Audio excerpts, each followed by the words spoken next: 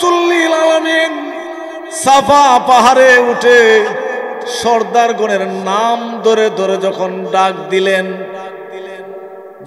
ডাক দিলেন, কুরাইশের লোকেরা একজন আরেকজনকে বলতেছে, কি রে মুহাম্মদ আবার কোন বিপদে পড়েছে, মুহাম্মদ কোন সমস্যার মধ্যে পড়েছে, আমাদেরকে ডাকতেছে, চলো আমরা হাজির হই। যখন কুরাইশের লোকেরা সাফা পাহাড়ে নবীজির দরবারে হাজির হয়েছে, সাফা পাহাড়ে নবীজির সামনে যখন আসছে, আয়েশা বলেছে, আল্লাহ আমিন কি সমস্যা হয়েছে, আমাদেরকে তুমি ডাক দিয়েছো? আমার নবীজিকে কাফেররা পর্যন্ত আল আমিন বলে ডাকতো। নবীজি বলেন, আমি যদি বলি এই পাহাড়ের গুহায় শত্রুপক্ষ লুকিয়ে আছে, কিছুক্ষণের মধ্যেই আপনাদের উপর আক্রমণ চালাবে, এ কথাকে আপনারা কি সত্য বলে স্বীকার করে নেবেন? সকলে এক বাক্যে বলেছে, হ্যাঁ আমরা এক বাক্যে সত্য বলে স্বীকার করে নিব। তার কারণ জিন্দেগিতে তুমি কোনোদিন একটা মিথ্যা কথা বলো নাই। একটু জোরে কোন সুবহানাল্লাহ। জিন্দেগিতে কোনোদিন একটা মিথ্যা কথা বলো নাই। আবু জেহেলের এক বন্ধুর নাম ছিল আখনাস, সে ছিল মুনাফিকের সর্দার, মুনাফিক। সেই মুনাফিকের সর্দার আবু জেহেলকে একদিন বলতেছে, আবু জেহেল তোমাদের বাতিজা মুহাম্মদ, সকলে বলি সাল্লাল্লাহু আলাইহি সাল্লাম, এক আল্লাহর উপর ঈমান আনতে বলে, আখিরাতের কথা বলে, আসমানি কিতাবের কথা বলে, তোমার বাতিজা কি এইগুলি সত্য বলে না নাকি মিথ্যা বলে তুমি বলো। আবু জেহেল চিন্তা করতেছে, যদি বলি সত্য বলে তাহলে বন্ধু আমাকে বলবে, তাহলে মানো না কেন? আর যদি মিথ্যা বলে তাহলে বন্ধু আমাকে বলবে তোমরাই তো আল আমিন উপাধি দিয়েছ। একটু জোরে বলেন না সুবহানাল্লাহ। ঘুমাই গেছেন, কষ্ট হইতেছে। তখন আবু জেহেল চিন্তা করতে করতে সরদারি বুদ্ধি খাটাইতে খাটাইতে একটা উত্তর দিয়েছে আর বলেছে, এ বন্ধু আখনাস, আমার বাতিজার বয়স 40 বছর পূরণ হওয়ার আগে যা বলতো এগুলি সত্য বলতো। 40 বছর বয়স পূরণ হওয়ার পরে যা বলতেছে কোরআন আখিরাত এসব মিথ্যা বলতেছে। যেরকম নাউজুবিল্লাহ। আল্লাহ তাআলা সূরা আনআমের এক আয়াত নাযিল করে রাসূলকে জানিয়ে দিলেন, এ আমার হাবিব, আবু জাহেলের কথায় আপনি মনক্ষুণ্ণ হবেন না, মনে কষ্ট নেবেন না। আবু জাহেল বলেছে 40 বছর বয়স পূরণ হওয়ার পরে আপনি যেইগুলি বলতেছেন এইগুলিকে আবু জাহেল মিথ্যা বলেছে। আবু জাহেল আপনার কথাকে মিথ্যা বলে নাই, আবু জাহেল আমি আল্লাহর কথাকে মিথ্যা বলেছে। আবু জাহেলের কথায় আপনি মনে ব্যথায় ব্যথিত হবেন না। আমার তিলাওয়াতকৃত যে সূরা, এই সূরার নাম সূরা লাহাব। আমরা তাব্বাত ইয়াদা বললে খুব তাড়াতাড়ি চিনি। এই সূরাটির নাম সূরা লাহাব। সূরাটির নাম কি? সূরা লাহাব। এই সূরার মধ্যে আছে 5টি আয়াতে কারিমা, একটি রুকু। এই সূরাটি মক্কা শরীফে নাজিল হয়েছে। নবী আলাইহিস সালামের এক চাচার নাম ছিল আবু লাহাব। নাম কি? আবু লাহাব। সে আবু লাহাবের ঘটনাকে কেন্দ্র করে এই সূরা আল্লাহ রাব্বুল আমিন নাজিল করেছেন। নবীজির এক চাচার নাম হযরতে আব্বাস রাদিয়াল্লাহু তাআলা আনহু, এক চাচার নাম হযরতে হামজা রাদিয়াল্লাহু তাআলা আনহু, যিনির কবর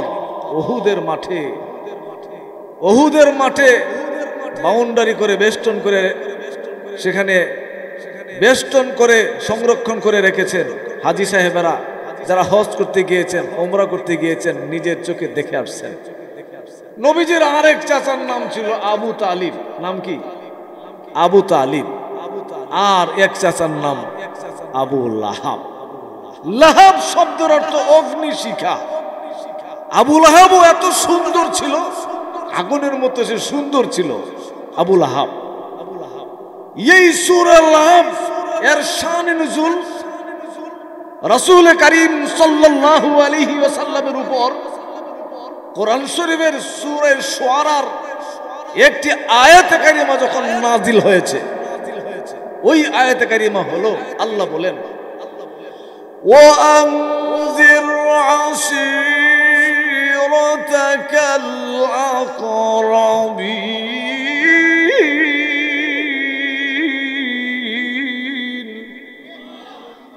আল্লাহ বলেন, হে রাসূল করিম সাল্লাল্লাহু আলাইহি ওয়াসাল্লাম, আপনার আপনজন যারা আছে, আপনার নিকটতম যারা আছে, আত্মীয়স্বজন যারা আছে, তাদেরকে আগে আমি আল্লাহর ভয় দেখান, তাদেরকে আগে কালিমার দাওয়াত দেন, তাদেরকে ভয় দেখান। আরবদের একটা নিয়ম ছিল, কেউ যদি কোনো সমস্যায় পড়তো বা কাউকে ডাইকায় না একটা সভা বা কোনো কিছু বলার দরকার হইতো যে সর্দার সাহেবগণকে ডাকবে, অর্থাৎ আরবদের নিয়ম ছিল কোনো কিছু সমস্যা হইলে সাফা পাহাড়ে উঠে যার যার বংশের সর্দারগণের নাম ধরে ডাক দিত। রাসূল করিম সাল্লাল্লাহু আলাইহি ওয়াসাল্লাম সাফা পাহাড়ে গিয়ে উঠলেন। হাজী সাহেবেরা সেই সাফা মারওয়া আপনারা সাই করে আসছেন, সেখানে গেলেই আমার নবীজির কথা মনে হয়ে যায়, এবং সেখানে গেলেই হযরতে হাজরা রাদিয়াল্লাহু তাআলা আনহা, যিনি হযরত ইসমাঈল আলাইহিস সালামকে পানি পান করানোর জন্য সাফা মারওয়া 7 বার সাই করেছেন, ঠিক কি নজর রাখুন। আল্লাহর নবী রাহমাতুল লিল আলামিন সাফা পাহাড়ে উঠে সর্দারগণের নাম ধরে ধরে যখন ডাক দিলেন, কুরাইশের লোকেরা একজন আরেকজনকে বলতেছে, কি রে মুহাম্মদ আবার কোন বিপদে পড়েছে, মুহাম্মদ কোন সমস্যার মধ্যে পড়েছে, আমাদেরকে ডাকতেছে, চলো আমরা হাজির হই। যখন কুরাইশের লোকেরা সাফা পাহাড়ে নবীজির দরবারে হাজির হয়েছে, সাফা পাহাড়ে নবীজির সামনে যখন আসছে, আয়েশা বলেছে, আল্লাহ আমিন, কি সমস্যা হয়েছে, আমাদেরকে তুমি ডাক দিয়েছো? আমার নবীজিকে কাফেররা পর্যন্ত আল আমিন বলে ডাকতো। নবীজি বলেন, আমি যদি বলি এই পাহাড়ের গুহায় শত্রুপক্ষ লুকিয়ে আছে, কিছুক্ষণের মধ্যেই আপনাদের উপর আক্রমণ চালাবে, এ কথাকে আপনারা কি সত্য বলে স্বীকার করে নেবেন? সকলে এক বাক্যে বলেছে, হ্যাঁ, আমরা এক বাক্যে সত্য বলে স্বীকার করে নিব। তার কারণ, জিন্দেগিতে তুমি কোনোদিন একটা মিথ্যা কথা বলো নাই। একটু জোরে কোন সুবহানাল্লাহ। জিন্দেগিতে কোনোদিন একটা মিথ্যা কথা বলো নাই। আবু জেহেলের এক বন্ধুর নাম ছিল আখনাস, সে ছিল মুনাফিকের সর্দার, মুনাফিক। সেই মুনাফিকের সর্দার আবু জেহেলকে একদিন বলতেছে, আবু জেহেল, তোমাদের বাতিজা মুহাম্মদ, সকলে বলি সাল্লাল্লাহু আলাইহি সাল্লাম, এক আল্লাহর উপর ঈমান আনতে বলে, আখিরাতের কথা বলে, আসমানি কিতাবের কথা বলে, তোমার বাতিজা কি এইগুলি সত্য বলে না নাকি মিথ্যা বলে? তুমি বলো। আবু জেহেল চিন্তা করতেছে, যদি বলি সত্য বলে তাহলে বন্ধু আমাকে বলবে, তাহলে মানো না কেন? আর যদি মিথ্যা বলে তাহলে বন্ধু আমাকে বলবে তোমরাই তো আল আমিন উপাধি দিয়েছ। সুবহানাল্লাহ। ঘুমাই গেছেন, কষ্ট হইতেছে। তখন আবু জেহেল চিন্তা করতে করতে সরদারি বুদ্ধি খাটাইতে খাটাইতে একটা উত্তর দিয়েছে আর বলেছে, এ বন্ধু আখনাস, আমার বাতিজার বয়স 40 বছর পূরণ হওয়ার আগে যা বলতো এগুলি সত্য বলতো। 40 বছর বয়স পূরণ হওয়ার পরে যা বলতেছে কোরআন আখিরাত এসব মিথ্যা বলতেছে। যেরকম নাউজুবিল্লাহ। আল্লাহ তাআলা সূরা আনআমের এক আয়াত নাযিল করে রাসূলকে জানিয়ে দিলেন, এ আমার হাবিব, আবু জাহেলের কথায় আপনি মনক্ষুণ্ণ হবেন না, মনে কষ্ট নেবেন না। আবু জাহেল বলেছে 40 বছর বয়স পূরণ হওয়ার পরে আপনি যেইগুলি বলতেছেন এইগুলিকে আবু জাহাল মিথ্যা বলেছে। আবু জাহাল আপনার কথাকে মিথ্যা বলে নাই, আবু জাহেল আমি আল্লাহর কথাকে মিথ্যা বলেছে। আবু জাহেলের কথায় আপনি মনে ব্যথায় ব্যতীত হবেন না। নবীজি কার কথা বলেছেন? আরো জোরে কর। মা ইয়ানতিকু আনিল হাওয়া ইন হুয়া ইল্লা ওয়াহয়ুহা ইল্লা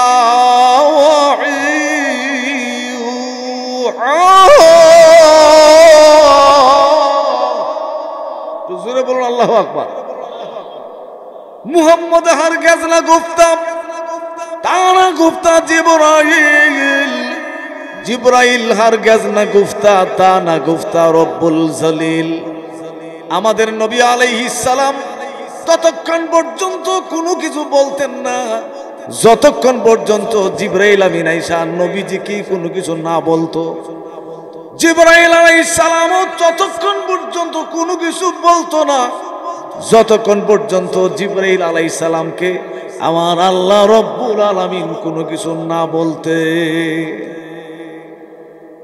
এবার নবীজি যখন বলছেন আমি যদি বলি এই পাহাড়ের গুহায় শত্রুপক্ষ লুকিয়ে আছে, কিছুক্ষণের মধ্যে তোমাদের উপর আক্রমণ চালাবে, তোমরা কি এই কথা সত্য বলে স্বীকার করে নিবে? সকলে এক বাক্যে বলেছে হ্যাঁ আমরা সত্য বলে স্বীকার করে নেব। তার কারণ জিন্দেগিতে তুমি কোনোদিন একটা মিথ্যা কথা বলো নাই। তো যেরকম সুবহানাল্লাহ। নবী আলাইহিস সালাম বললেন ইয়া আইয়ুহান নাস কুলু লা ইলাহা ইল্লাল্লাহ তুফলিহুন। হে মানুষ সকল বলো এক আল্লাহ ব্যতীত আর কোনো মাবুদ নাই, আল্লাহর উপরে ঈমান আনো তাহলে সফল কামি হয়ে যাবে। আল্লাহর উপরে ঈমান আনো, আমি রাসূলকে আমি মুহাম্মদকে আল্লাহর সত্য নবী রাসূল হিসেবে মানো। কোরআন আসমানি কিতাব, আখিরাত সত্য, এক কথায় আল্লাহর উপরে ঈমান আনো। এই কথা রাসূল যখন বললেন তারা এমন অবস্থা হয়ে গেল তাদের মাথায় যেন আসমান ভেঙে পড়ল, এমন একটা অবস্থা। এমন সময় এরা বলতেছে ও এই জন্য বুঝি আমাদের ডাকছো, আর কোনো কাম পাও না। নবীজিকে বলতেছে। আর ঠিক এমন সময় আবু লাহাব, কেডা আর জোরে এখন, আবু লাহাব দাঁড়ায়া বলতেছে রাসূলকে। আবু লাহাব বদদুয়া দিতেছে তাব্বালাকা আলিহাতিনা, বলেন নাউযুবিল্লাহি মিন যালিক। আবু লাহাব রাসূলকে বদদুয়া দিয়েছে তাব্বালাকা আলিহাতিনা, মুহাম্মদ তুমি ধ্বংস হয়ে যাও। জোরে জোরে কান নাউযুবিল্লাহি মিন যালিক। আবু লাহাবের সেই বদদুয়ার উত্তর আল্লাহ রাব্বুল আমিন এই সূরা লাহাব তাব্বাত ইয়াদা সূরা নাযিল করে আল্লাহ তাআলা আবু লাহাবের বদদুয়ার উত্তর দিয়া দিলেন। জোরে জোরে বলেন সুবহানাল্লাহ। আল্লাহ তাআলা সূরা লাহাব নাযিল করে রাসূলকে জানিয়ে দিলেন ইয়া আমার হাবিব আবু লাহাব আপনাকে বদদুয়া দিয়েছে, আবু লাহাবের বদদুয়ায় আপনার কিচ্ছু হবে না, আবু লাহাবের বদদুয়ায় আপনার কোনো ক্ষতি হবে না। আমি আল্লাহ তাআলা আবু লাহাবের বদদুয়ার উত্তর দিয়েছি। আল্লাহ তাআলা নবীজিকে সান্ত্বনা দিয়ে দিলেন আর সূরা লাহাব নাযিল করে দিলে তাব্বাত ইয়াদা আবি লাহাব ওয়া তাব্ব। তো জোরে বলেন আল্লাহু আকবার, আরো আওয়াজ করে বলি আল্লাহু আকবার। আল্লাহ তাআলা বলেন আবু লাহাবের দুই হাত ধ্বংস হোক এবং সে নিজেও ধ্বংস হোক। ওয়াতাব্বা এটা অতীতকালের বিষয়, মাজির সিগা মুজারের অর্থ হয়েছে, অর্থাৎ আল্লাহ বলেছেন যে আবু লাহাবের ধ্বংস অনিবার্য, সে ধ্বংস হোক, হয়েই গেছে। আল্লাহু আকবার, আরো জোরে বলেন আল্লাহু আকবার। ইয়াদা, ইয়াদুন শব্দ থেকে ইয়াদা, ইয়াদা দ্বিবচন। আবুল আহাবের দুই হাত। হাত কয়টা? হাত আমাদের কয়টা? আবুল আহাবের কয়টা? দুইটা। আবুল আহাব সেই দুই হাত এইভাবে নাড়া দিয়ে, হাতের মধ্যে এক বর্ণনায় আসছে হাতের মধ্যে পাথর নিয়ে রসুলকে মারার জন্য এইভাবে হাত উঠাইয়া পাথর নিক্ষেপ করতে চাইছে, পাথর হাতে নিয়ে এইভাবে রসুলকে মারতে চাইছে আর বদদুয়া দিয়েছে। আল্লাহ তাআলা বলেন, আবুল আহাবের বদদুয়ায় আমার রসুলের কিচ্ছু হবে না। আমি আল্লাহ উত্তর দিয়ে দিলাম, আবুল আহাবের দুই হাত ধ্বংস হোক এবং সে নিজেও ধ্বংস হোক। কে বলেছেন? যখন কে বলেছেন? আল্লাহ রাব্বুল আমিন এই আয়াত, এই সূরা নাজিল করে দিলেন।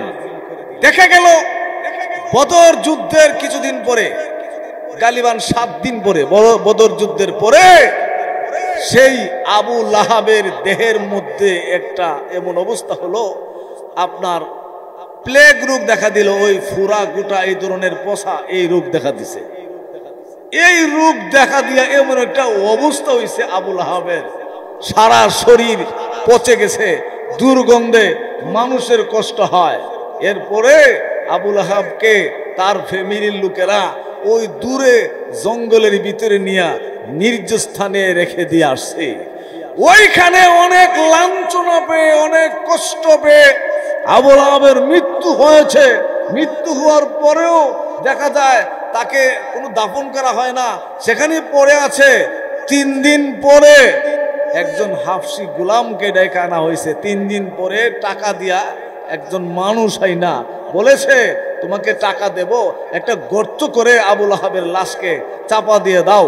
তখন সেই লোক টাকার বিনিময়ে আবু লাহাবের লাশকে একটা গর্ত করে চাপা দিয়েছে। আল্লাহর কথা চিরন্তন সত্য।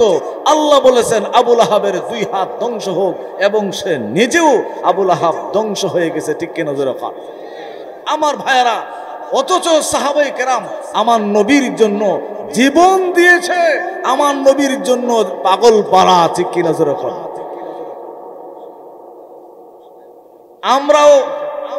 আমরাও আমাদের নবীজিকে প্রাণ ভরে ভালোবাসি। বলুন আল্লাহুম্মা আমিন।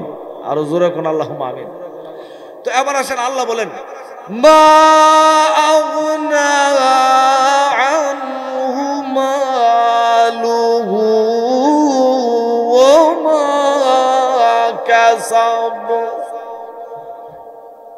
যখন এই আয়াত নাযিল হলো, আবু লাহাব বলতেছে, মুহাম্মদের আল্লাহ আমার বদদুয়া দিছে, আমার কি কোনো অসুবিধা আছে? আমার তো অসুবিধা নাই, আমার টাকা পয়সা আছে, আমার দনে জনে ভরপুর, আমার আওলাদ আছে বেশি, টাকা পয়সাও বেশি আছে, আমার সম্পদ বেশি আছে। এই কথা যখন বলছে, আল্লাহ তাআলা বলেন, মা আগনা আনহু মালুহু ওয়া মা কাসাব। আল্লাহ বলেন আবু লাহাবের মাল সম্পদ সন্তানাদি এইগুলিও কোনো কাজে আসবে না। ঠিক কিনা? আরো যেরকম ঠিক কিনা? سيصلى نارا ذات لهب وامرأته।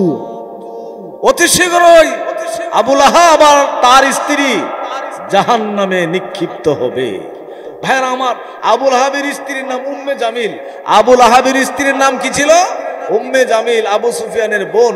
এই আবু সুফিয়ানের বোন, সেই উম্মে জামিলের কথা যখন আল্লাহ বলছেন, উম্মে জামিল বলতেছে, মুহাম্মদের আল্লাহ আমার কথা কেন বলছে? আমি কি করছি? আমার কি অপরাধ? আল্লাহ বলেন, তোরও অপরাধ আছে। অপরাধ হলো সেই উম্মে জামিল আবু লাহাবের স্ত্রী মানুষের বাড়িতে গিয়ে ঘুরে ঘুরে আমার নবীজির বিরুদ্ধে সমালোচনা করত। এরকম আসেনি? সমালোচনা করেন না আমাদের মধ্যে? ভালো মানুষের বিরুদ্ধে সমালোচনা করছে, আসেনি? ভালো মানুষের বিরুদ্ধে সমালোচনা করে যখন এই কথা মানুষের বাড়িতে ঘুরে ঘুরে উম্মে জামিল বলছে, তখন মানুষেরা, এদের তো বিবেক আছে, বলতেছে, কিরে আমরা তো জানি আসলে মুহাম্মদ সাল্লাল্লাহু আলাইহি ওয়াসাল্লাম পাগল না, মুহাম্মদ পাগল না, চলো আমরা গিয়ে দেখে আসি মুহাম্মদ কি পাগল না কি ভালা, একটু দেখে আসি। কয়েকজন কাফের গেল রাসূলকে দেখার জন্য। তারা গিয়ে দেখে আল্লাহর রাসূল কাবা ঘরের সামনে দাঁড়িয়ে কোরআন শরীফ পড়তেছে। আর তো জোরে কোন সুবহানাল্লাহ। আলাম নাজআল লাহু আইনাইন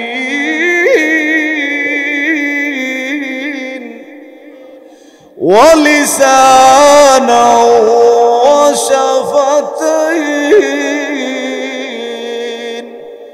ওয়াহাদাইনাহুল নাজদাইন।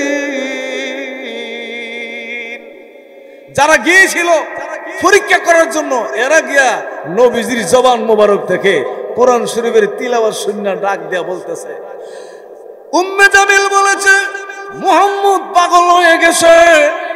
আসলে মুহাম্মদ সাল্লাল্লাহু আলাইহি ওয়াসাল্লাম পাগল না। আমাদের জীবনে কত কবিতা শুনেছি, অনেক কবিতার আগেও মিল থাকে না, পরেও মিল থাকে না, কিন্তু মুহাম্মদ সাল্লাল্লাহু আলাইহি ওয়াসাল্লাম কুরআন শরীফের যে আয়াতগুলি তিলাওয়াত করেছে, এইগুলির আগেও মিল আছে, পরেও মিল আছে। সুতরাং এইগুলি কোনো মানুষের বানানো হতে পারে না, এইগুলি নবীজির বানানো হতে পারে না। কোরআন শরীফ আল্লাহর কালাম, হযরত মুহাম্মদ মুস্তাফা সাল্লাল্লাহু আলাইহি ওয়াসাল্লাম আল্লাহ তাআলার বান্দা এবং রাসূল। সুবহানাল্লাহ। ভাইরা আমার, এরপরে আল্লাহ তাআলা বলেন হাম্মালাতাল হাতাব ফি জিদিহা হাবলুম মিন মাসাদ।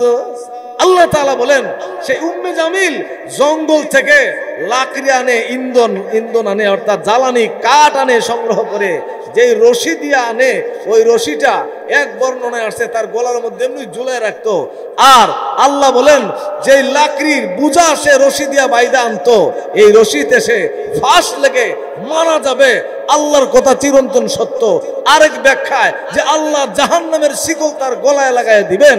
এই উম্মে জামিল জঙ্গল থেকে একদিন লাকড়ি আনতে গেল, লাকড়ির বোঝা সেই রশি দিয়া বাঁধছে, আর সেই রশিটা হলো যে হাম্মালাতাল হাতাব। এই রশিটা এমন একটা জিনিসের, খেজুর গাছের পাকা ছাল, খেজুর গাছের পাকা ছাল যে ওইগুলোরে পাকাইলে খুব শক্ত হয়, এমন শক্ত মজবুত রশি। এই রশি দিয়া উম্মে জামিল জঙ্গল থেকে লাকড়ি আনতে গেছে। লাকড়ি বোঝা বাইদা যখন মাথায় লইছে, মাথায় লইয়া বাড়ির দিকে যখন আসতেছে, কিছুক্ষণ আসার পরে ক্লান্ত হয়ে গেছে। একটা পাথর দেখা ওই পাথরের মধ্যে সে বসছে ভালো কথা, বোঝাটা তো মাটিতে রাইখে বসবে, এই লাকড়ির বোঝা ও মাথা। তখন আল্লাহ তাআলা ফিরিস্তা পাঠাইছেন। সুবহানাল্লাহ। আল্লাহ রাব্বুল আমিন ফিরিস্তা পাঠিয়ে দিয়েছেন। এই ফিরিস্তা আমার নবীর দুশমন, আমি আল্লাহর দুশমন। উম্মে জামিল জঙ্গল থেকে লাকড়ি আনতে গেছে, লাকড়ির বোঝা মাথায় রাইখা পাথরের উপরে বসে আছে। তুমি যাইয়া লাকড়ির বোঝাটা পিছন থেকে ধাক্কা দিয়ে ফেলে দাও, এমনি সে ফাঁস লেগে মারা যাবে। ফিরিস্তা হিসাব লাকড়ির বোঝাটা ধাক্কা দিয়ে পিছনের দিকে যখন ফেলে দিয়েছে, এমনি তার গলায় ফাঁস লেগে গেছে। উম্মে জামিল ফাঁস লেগে মারা গেছে। আমার আল্লাহ রাব্বুল আমিনের কথা চিরন্তন সত্য। আরেক তাফসীরের মধ্যে আসছে সে উম্মে জামিলের গলায় একটা মুতির হার আছিল। কি আছিল? উম্মে জামিলের গলায় একটা মুতির হার আছিল। উম্মে জামিল অহংকার করে কইতো, মুহাম্মদ এক আল্লাহর উপর ঈমান আনতে বলে, মুহাম্মদের বিরুদ্ধে যত টাকা পয়সা লাগে খরচ করুম, প্রয়োজনে আমার গলার মুতির হার বিক্রি করে এই টাকাও মুহাম্মদের বিরুদ্ধে খরচ করুম। যেরকম নাউজুবিল্লাহি মিন যালিক। আমাদের সমাজে এমন বহু মানুষ আছে, ও তুই মামলা ৪০০০ টাকা লাগলে আমি দেবো, ভালো মানুষের বিরুদ্ধে এরকম করে আসেনি। কথা কোন আছে না নাই? সুতরাং আসলে আজকে রাত অনেক হয়ে গেছে, আরো দিন, আজকে চতুর্থ দিন, আরো আপনাদের 3 দিন বাকি রয়েছে। আমিও অনেক দূর থেকে কষ্ট করে আসছি, আজকে লম্বা আলোচনা করে আপনাদেরকে আমি আর কষ্ট দিতে চাই না। অন্যদিন যদি সময় পাই, আজকে শুধু হেডলাইনগুলি বললাম। আল্লাহ রসুল বলেছেন, লা ইউমিনু আহাদুকুম হাত্তা আকুনা আহাব্বা ইলাইহি মিন ওয়ালিদিহি ওয়া ওয়ালাদিহি ওয়ান নাসি আজমাইন। নবীজি বলেন, ততক্ষণ পর্যন্ত তোমরা পূর্ণ ঈমানদার হতে পারবে না যতক্ষণ পর্যন্ত তোমরা মা বাবা থেকে, সন্তানাদি থেকে, তোমার নিজের জীবনের চেয়ে, সমস্ত মানুষ থেকে, সমস্ত কিছুর চাইতে আমি রাসূলকে বেশি ভালো না বাসবা, ততক্ষণ পর্যন্ত পূর্ণ ঈমানদার হতে পারবা না।